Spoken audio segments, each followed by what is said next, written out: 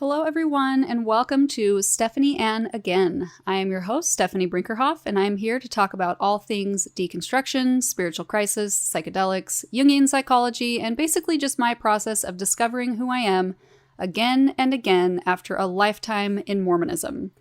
I tend to be a very uncurated person, so much of this podcast is stream of consciousness style. I aim to create a space of vulnerability and human-to-human connection by sharing personal stories and real-life experiences rather than just sharing information. So thank you so much for tuning in. Let's go ahead and jump in. Okay, hi everybody. Welcome to another episode. Today I'm going to be talking about all things attachment, codependency, the myth of the magical other.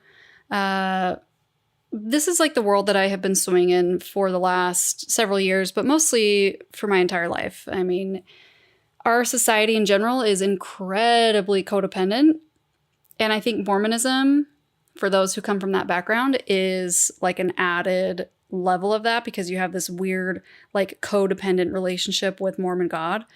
And when I first started learning about codependency, I think there's that one book that's really popular, like Codependent No More or something like that. And it focuses a lot on like the partners of people who have addiction problems, substance abuse and stuff like that. And I read part of that and I was kind of like, this isn't really, I didn't quite understand what it was trying to say.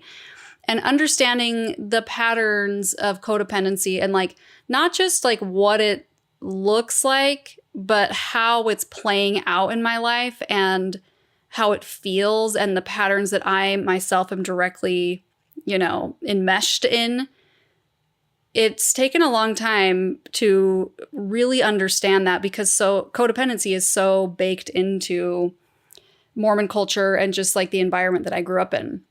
And this has led me down the path of learning all about attunement and like emotional neglect and projection and just like so much stuff when it comes to relationship. So I was reading through this it's like a little guide, a PDF guide. I don't know if anybody follows Philemon is Alive on Instagram. Great follow if you don't follow him already. He's like a Jungian guy. He like creates these Jungian psychology guides that like break things down and like translate them into English for people who are like, what the hell is Carl Jung talking about? And he has several, and I've purchased several of them and read through them. And in one of them, I can't remember which one, he is talking about how, like, when we're children, we obviously don't have the ability to understand someone else's reality or someone else's inner world. So, like, if your parent is like stressed, you don't think like, oh, my mom is stressed. You just interpret whatever's happening through like the subtle layers of your body and your awareness that the world is stressful or like reality itself is stressful. Or it's like, let's say that, it can even be things like, let's say a parent has to go to the hospital, like a hospital stay for an extended amount of time or whatever. Or there's some sense of being left. You can't reason. You can't be like, oh, this is what's happening. You just interpret it as like, oh, I am alone. And like, I am alone in the world. Or, this can happen in all different ways. And it's something that's like inevitable, I think it can happen to varying degrees. Obviously, some people have much more healthy emotional relationships and connections in their childhood than others. But I think it's kind of like a universal experience, just because we all come into the world as babies and we don't, we can't reason. We can't make sense of these things.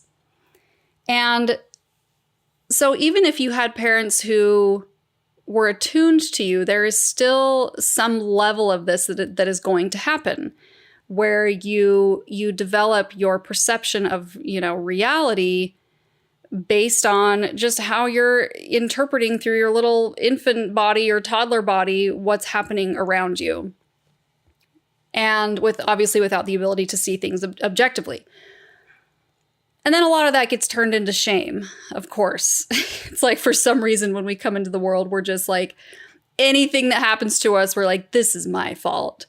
This is happening because I am bad. I'm like, why is that our default? Like, why does everyone default to that? It seems like, anyway, so then if you add on top of that, like a parent who wasn't attuned, or, you know, some type of trauma or emotional neglect or whatever, things become obviously much more complicated, the experience in the body is much more severe.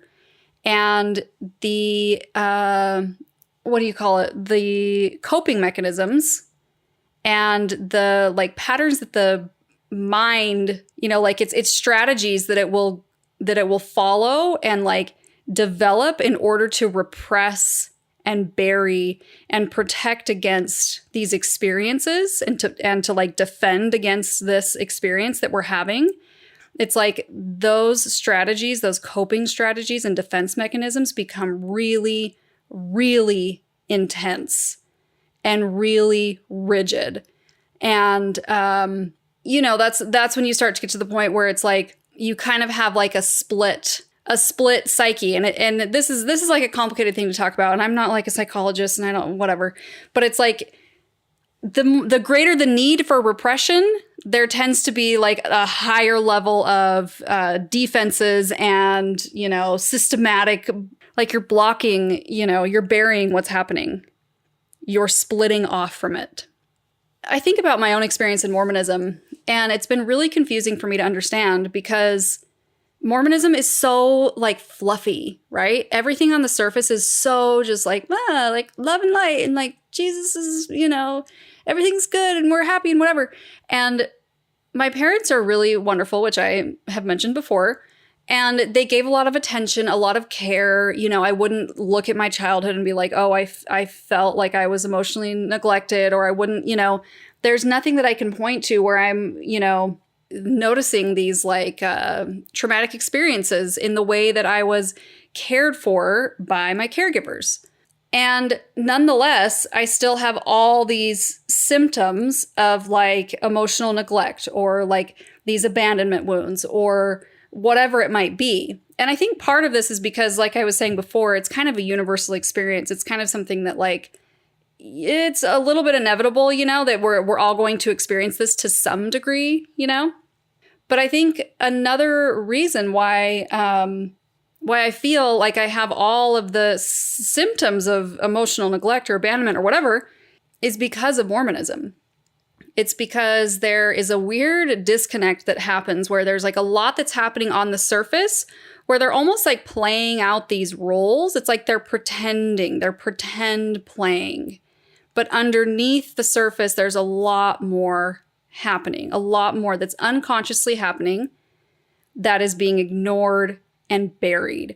And it's like if your caregivers are doing that in themselves, like let's say, you know, you come from generations of Mormonism. And even if you're not Mormon, you know, it's like generations before us, it's just like, you know, people were incredibly emotionally repressed and disconnected and whatever, you know, it's like that is a very common experience for adults and human beings in the last however many hundreds of years. And so you come from a lot of people who didn't necessarily know what emotional intelligence even was. They didn't know what attunement was. Like they themselves didn't receive it. And so then, you know, in my experience in Mormonism, it's like you have this community of like love and light and peace and joy, and we all take care of each other and Jesus and whatnot.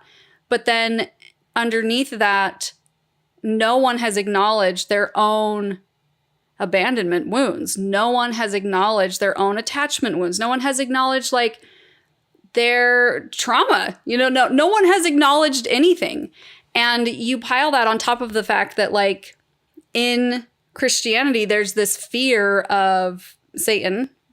There's this fear of anything that they believe comes from Satan, which in reality is just a fear of like one half of being a human being. It's one half of existence. It's a fear of yourself. It's a fear of your own shadow, a fear of your own anger, whatever it might be, your anger, your sexuality, like whatever Christianity is kind of like, oh, like that's a carnal human body thing. And like, you gotta, you know, protect yourself against that. So then you have your caregivers who are attending to themselves in this way, where they can't even fully attune to themselves because they have these beliefs that like half of what they're experiencing in their body is bad or wrong or dangerous.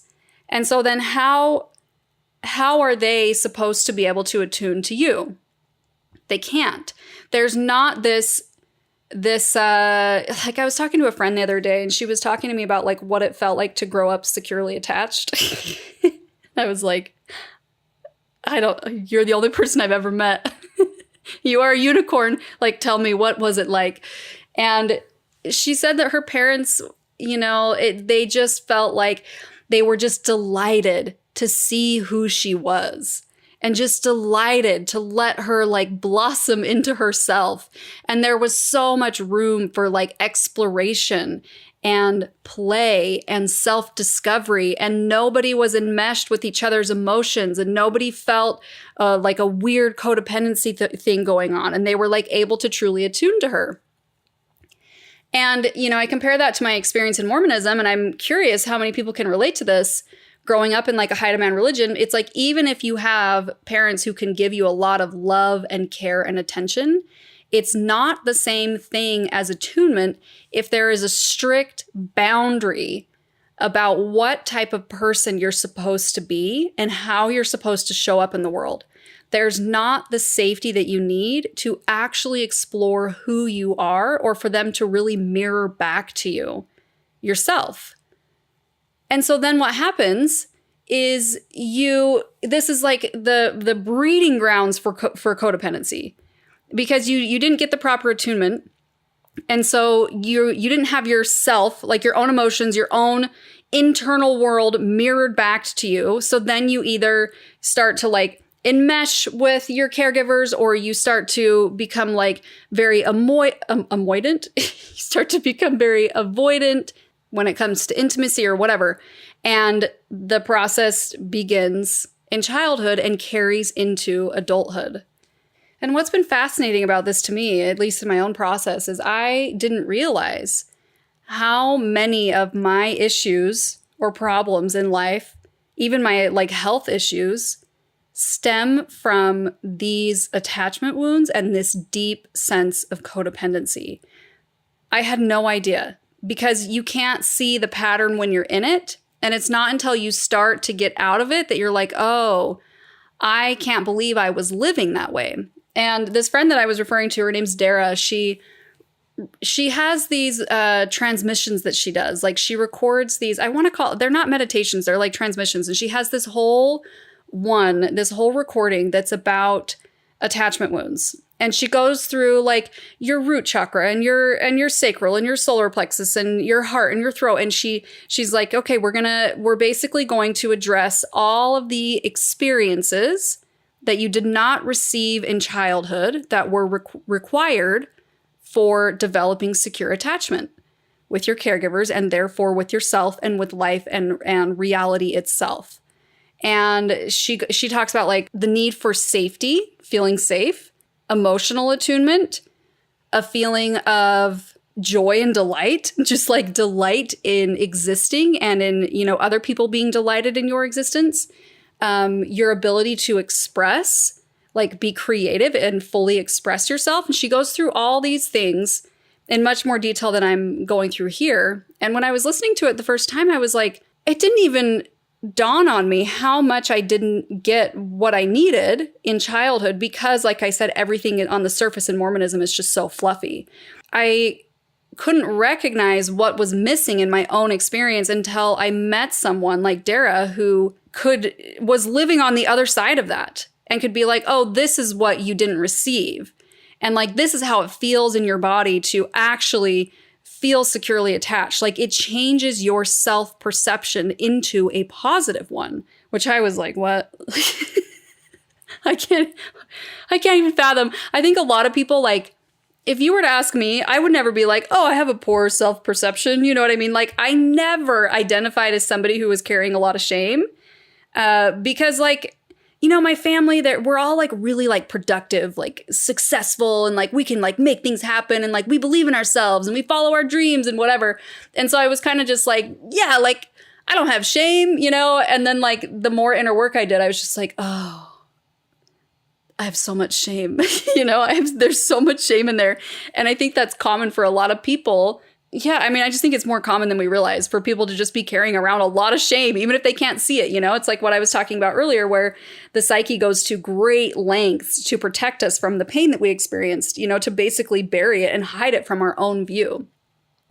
But I was just like a positive self-perception, like it's not that I have like a horrific health, self-expression, but then like when I really am honest with myself, and I like drop into my body and I'm really feeling like the deep core, like Marian Woodman, if anybody knows who that is, she's a Jungian psychologist. She has this analogy where she says that people are like donuts. And I think about this all the time because she says we circle and we circle and we circle around our core wounds, the hole in us, like the void, until eventually something happens in life. It's usually something very traumatic or, life forces us to go into the hole of the donut and look at the void, look at the darkness. And this is how I feel about this part of me, like this deeply internalized shame.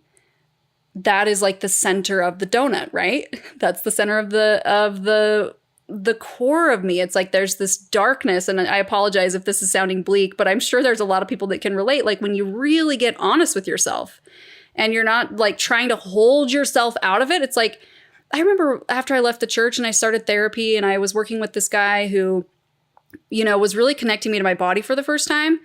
And I dropped into my body really like fully. And I was like, oh, I'm like, this is what it feels like in here. I'm like, oh, this is bad.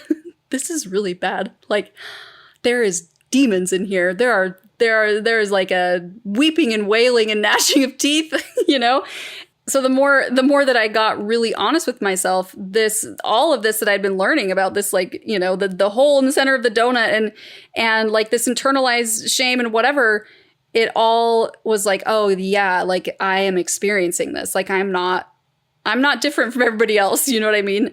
I am also experiencing this type of like wounding inside of me. And the more work that I've done, the more that I realize that so much of it comes back to attachment wounding. So much of it comes back to early childhood. And, you could even get into like generational trauma and like what happens in like birth trauma or like when you're in utero, and all that stuff can also play into it. So when I was talking to Dara about like, being securely attached or having like a positive self-image, it was kind of mind-blowing to me to just the thought of being able to like drop into your body and be like, I feel great in here, like I believe in myself and I am delighted in my own existence, like that felt so foreign to me. And the thing that I've noticed in my own life is that when this is not addressed, when these like core wounds, the center of the donut is not addressed, it will manifest in your life. And for a lot of people, it manifests in their relationships, myself included. And going back to Philemon is Alive, another one of his guides that I was reading through talks about the myth of the magical other. And the myth of the magical other, this was like a term coined by some Jungian psychologists, all my Jungian nerds out there. I can't remember who it was it Hollis? I can't remember. It's basically this idea that what is unconscious will be projected onto our romantic partners. I mean, it gets projected onto everything, external, but especially it will show up in our romantic relationships. And this is where you get the entire culture of quote unquote romance. And should I go down this like rabbit hole with this? I have so many thoughts on the culture of romance that I could deeply go into. But what I will just say for now is that much of what we call romance is just projection. Much of what we call love is actually just our unconscious attachment wounds, our unconscious childhood unmet needs being projected onto this magical other. that we believe is going to complete us or to save us. And in his guide, he calls it, he talks about how the psyche hates a vacuum. The psyche hates a void, right? It hates like a blank space. And so you see someone and you think that you know them, like you're connecting with them and you're like, wow, this person is amazing. And you think that you really know who they are, but especially in the beginning, you obviously don't. And your psyche fills in the blanks with everything that it wants this person to be. It fills in the blanks with all of the unmet childhood needs, the fantasy of like, this person is exactly what I've been looking for to heal all of my childhood wounds. And obviously this is all happening unconsciously. And this isn't to like pathologize, falling in love or getting attached to people or whatever. There's just a completely different type of love or quote unquote romance that arises when we aren't projecting our past onto the person in front of us.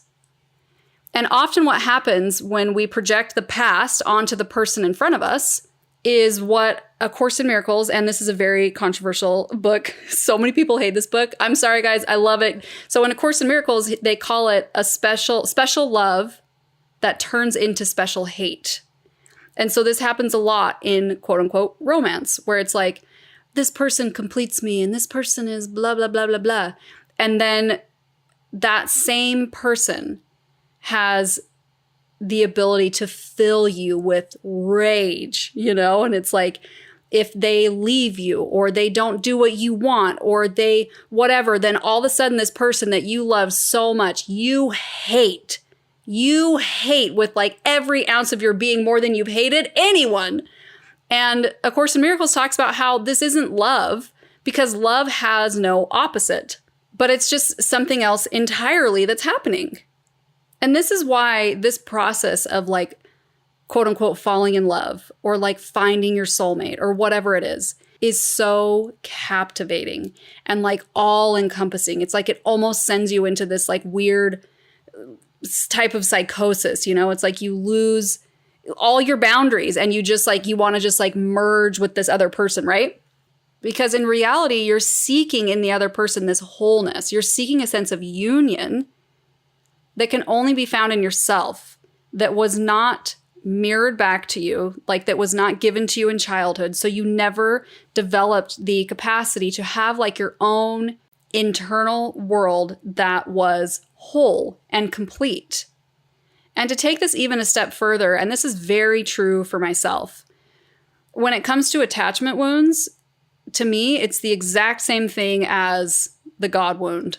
If you think about like Christian God, especially, you're essentially like, we're doing the same thing that we do with this like myth of the magical other. We do the same thing with this concept of God, where it's like, I'm going to project everything that my parents didn't give to me. And it's not, no shade to the parents, right? Like I'm a parent, my kids are going to say the same thing about me.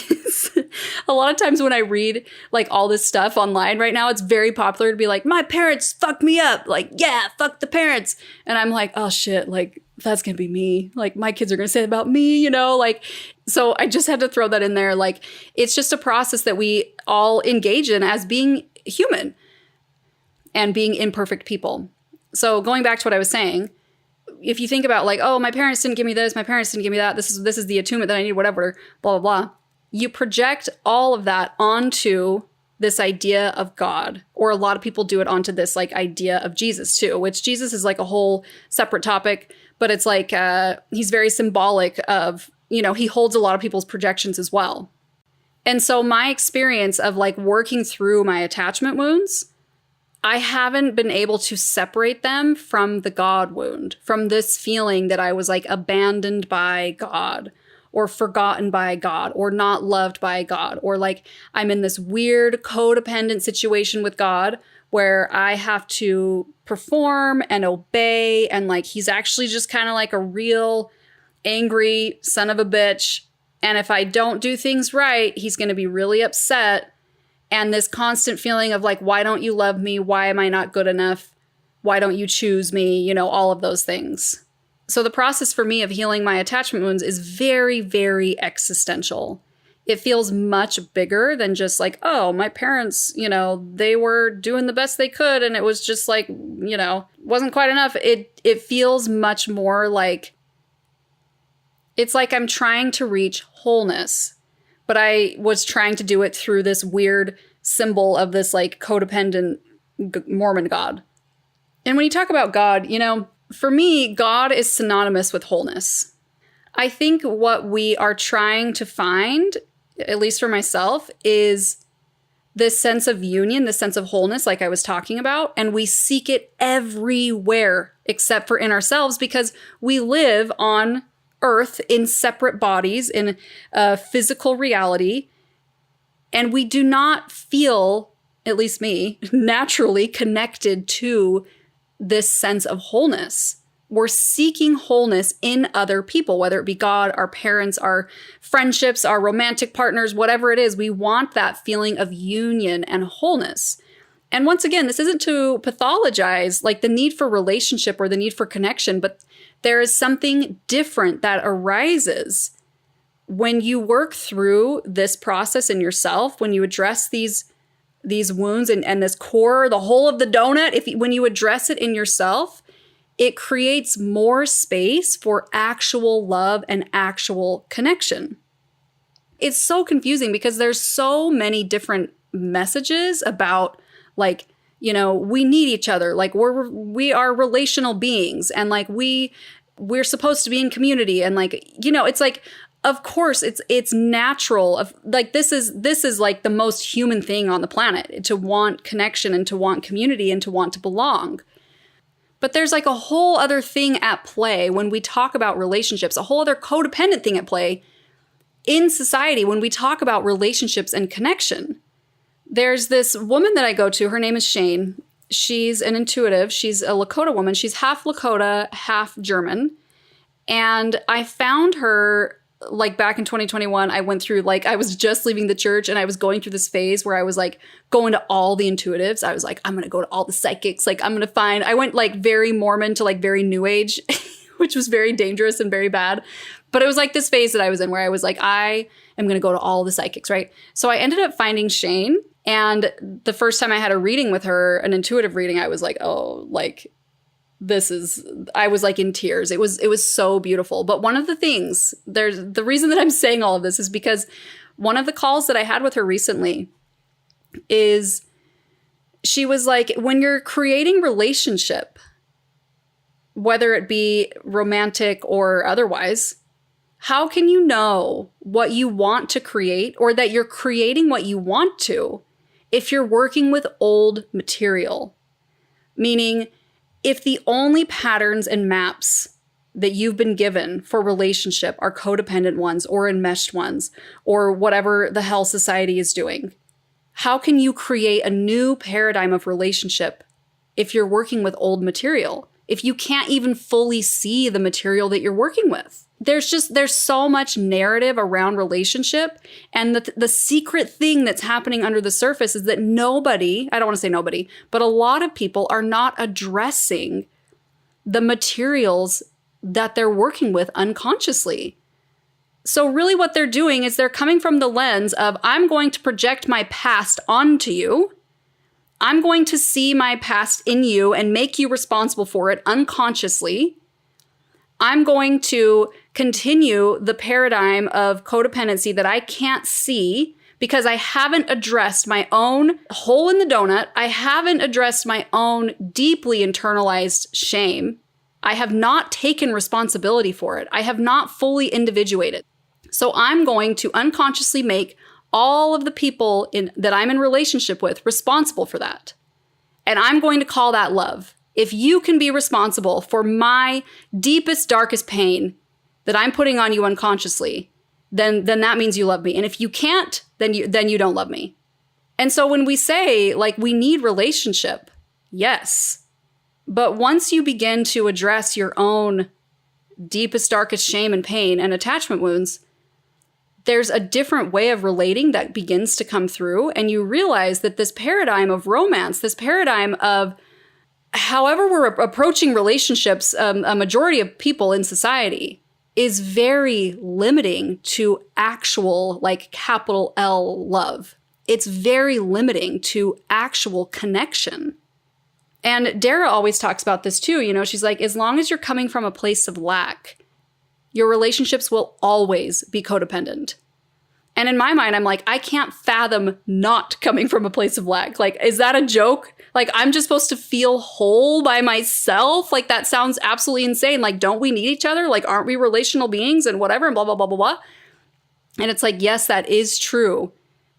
But the connection, the foundation of having a connection to wholeness and union within yourself, that becomes the foundation for connection and wholeness and union with everyone else.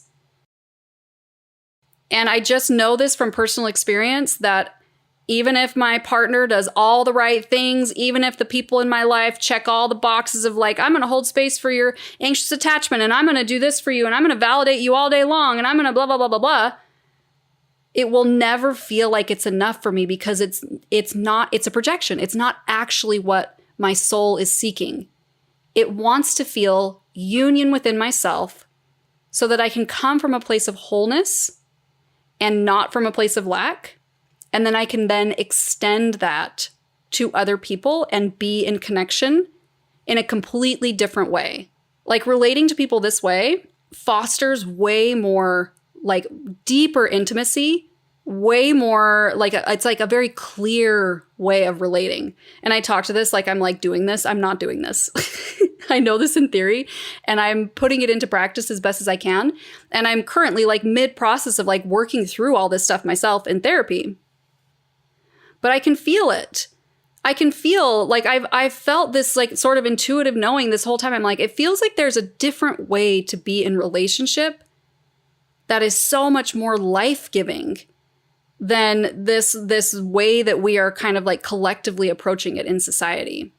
And one thing that Dara said too that I really loved is, you know, she was talking about kind of the way that we approach relationship. And she's like, but it's not necessarily a bad thing.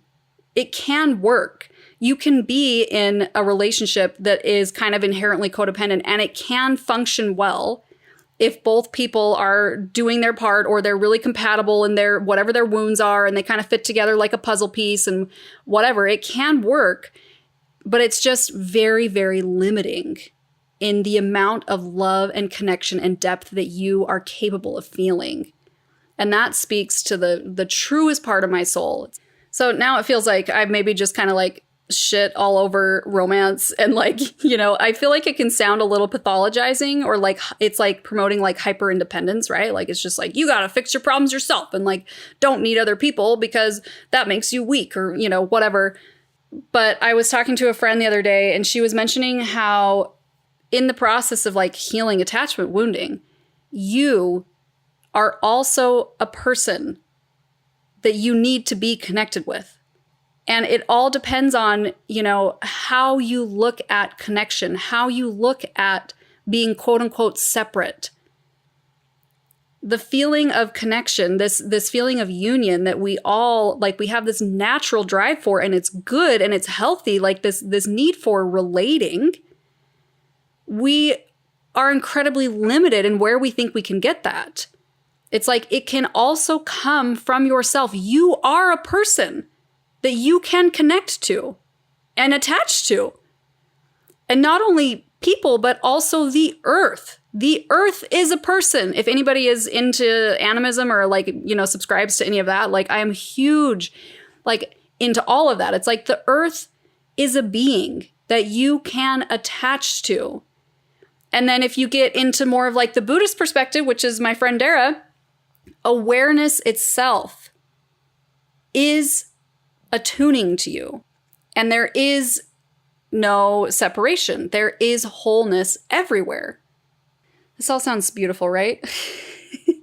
You should see me trying to put these things into practice. I recently started doing EMDR, and it's actually been helping a lot. You know, going back to what I was saying earlier, it's like crazy how much you can be consciously aware of something, and yet your brain or your psyche or whatever will go to great lengths to block your ability to access it in your body. It's one thing to be like, oh yeah, I grew up Mormon and I have these attachment wounds because of this, and I didn't get this and this happened to me. But in order to really attune to it in your body and access it in your body, for me, usually requires some sort of altered state of consciousness, whether that be psychedelics or EMDR or something that will get you into the body, into like an altered state of consciousness. Because my brain, it's just so split. It's so split off. The unconscious is so unconscious that a lot of times I don't even know what's happening there, and instead it will just manifest in physical symptoms. I was listening to this podcast episode recently that a friend sent to me by Daniel Brown. He is someone who has worked with a lot of, he's done a lot of work around attachment theory. And he was talking about how if you can access the memory of your trauma, like you cognitively understand what happened to you, but there's no emotion attached to it, or you can't access in your body fully how it affected you, then that's a form of dissociation. And that trauma resolution doesn't really occur until we can access in the body how it actually affected us. Another thing that he mentioned that I thought was super fascinating is how in all of his research and working with clients and patients and whatnot, he noticed this pattern that it was not beneficial to work through someone's trauma with them before addressing their attachment wounds. And that if somebody had like a traumatic experience and you tried to dive into that and go into that and work through that with them, that it actually made them more dysregulated and more disoriented if he didn't first work with their attachment wounds. So it was the ability to feel securely attached to yourself or to life or to whatever that allowed them the container that they needed to then work through their trauma. And this has been also true in my life where it's like so many times, people are like, oh, you gotta go into the body. You gotta see what's in there. Like you gotta feel it to heal it. You gotta address everything that your body's repressing. And I'm like, okay, let's go. Like, let's do it. I'm ready. And it just felt like perpetually ripping off a Band-Aid of something that was trying to heal over and over and over again because I lacked the proper inner resourcing. I lacked secure attachment to myself. And so there was no safe container for the ripping off of the Band-Aid. And it would just leave me more dysregulated and more confused and more unable to function. And what I find so fascinating about religion as well, like experiencing cult abuse, is that your ability to feel securely attached gets directly intertwined with the belief system. So like, for example, since I have left Mormonism, there's been many, many times where they're like, okay, like let's find your safe space. Go to your safe space in your body. And I'm like, the safe space is no longer safe. The safe space that I developed was directly connected to Mormonism. And so when I left, the safe space disappeared. And then they'd be like, oh, well, you just got to separate. You got to separate, your actual sense of safety, your actual sense of self from the church. And I'm like, okay, cool. Let me just do that real quick. Like I couldn't just easily make that transition of separating what was mine and what was the church's. Or sometimes they'll do this thing where they're like, you got to reparent yourself. You got to be your own loving inner parent. And I'm like, okay, so I go into my body and I'm like trying to offer myself this thing that I felt like I didn't get, whatever attunement that I need or whatever. And my whole system, like all of my parts just reject me. They're like, we don't want you because you're not God, according to, these parts of me. It's like these younger inner child parts. They're like, they were taught that attunement and safety and care and all that comes from God. And so when they see me and they're like, yeah, I'm just attuning to you, they're like, fuck you, bitch. Like, we don't want you. Like, you're not God. So it's been really difficult to heal my own attachment wounds because all of that like securely attached material, like what's required for that, was directly intertwined with Mormonism. And that is what I call spiritual abuse. So all of this being said, knowing all of this philosophically or intellectually is way different than actually being integrated. And what I have found is that you can know all the things intellectually, but your relationships and your daily life, your shadow, like what is not yet integrated, will play out in those scenarios, which might seem like a pain in the ass that you can know so many things in theory, but it's like whatever it is that's making you feel like you know so much, maybe you're like, oh, I'm so enlightened, I know all these things, or like I have my fancy degree or whatever it is. The daily grind of like working through your relationships and the scenarios that present themselves to you with your family, with your romantic partners, with your job, whatever it is, those are the things that you really should pay attention to. Because that is where the unconscious will manifest. That is where your shadow will be mirrored back to you. That is where everything that is not yet integrated in you, regardless of what you know intellectually, will stare you in the eye.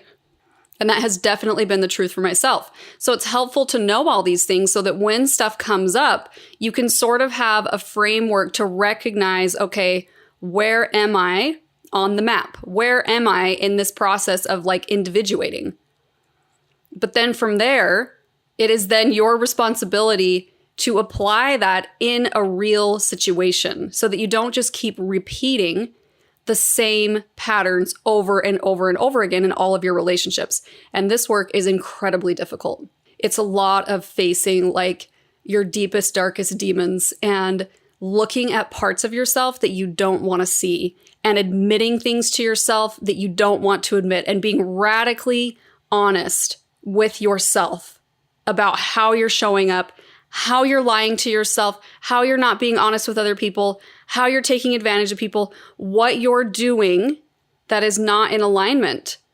And it takes a lot of like accountability and a lot of willingness to stop externalizing, stop looking out there and trying to fix the people out there, and instead looking inside of yourself and recognizing where you're abandoning yourself. And this can be a complicated thing to talk about, especially for Mormon, like ex-Mormon women, and I think just women in general, or anyone regardless of gender who has a propensity to kind of like make everything their fault. And to be like, oh, if I just fix this and this and this about myself, then the relationship will be better. And this is why it's so important to deeply address your attachment wounds so that you don't have some unconscious thing that's playing out that's trying to keep you in a situation that's actually not good for you, or that's making you overcompensate, or that's making you feel responsible for things that actually aren't yours. And I think, Dara has the course that I was telling you guys about, the transmission, she calls it, I want to say it's something about like the cosmology of the awakened body. And there's a lot of talk in spirituality, or in spiritual circles about like awakening, right? And like having a spiritual awakening or whatever. And I'm like, I don't know what that means fully. That could mean a lot of different things. But I'm like, to me, it almost just feels like the ability, like living in an awakened body feels like the ability to not just be reenacting your past. It feels like being clear. Like nothing is just, it's like there's nothing about you that is hidden from you. And that's like, of course, there's going to be things that are hidden from you, right? Like we contain multitudes, we are mysteries. But it's like you are clear enough in your mind and in your mind-body connection that you're not just acting out your past. And that feels like a feat, like that feels like a lot of work, but it also feels achievable to me, especially if you know how to go there. I'm going to go into this more in future episodes, like working with altered states, and as well as like dream work. Dream work has been huge for me.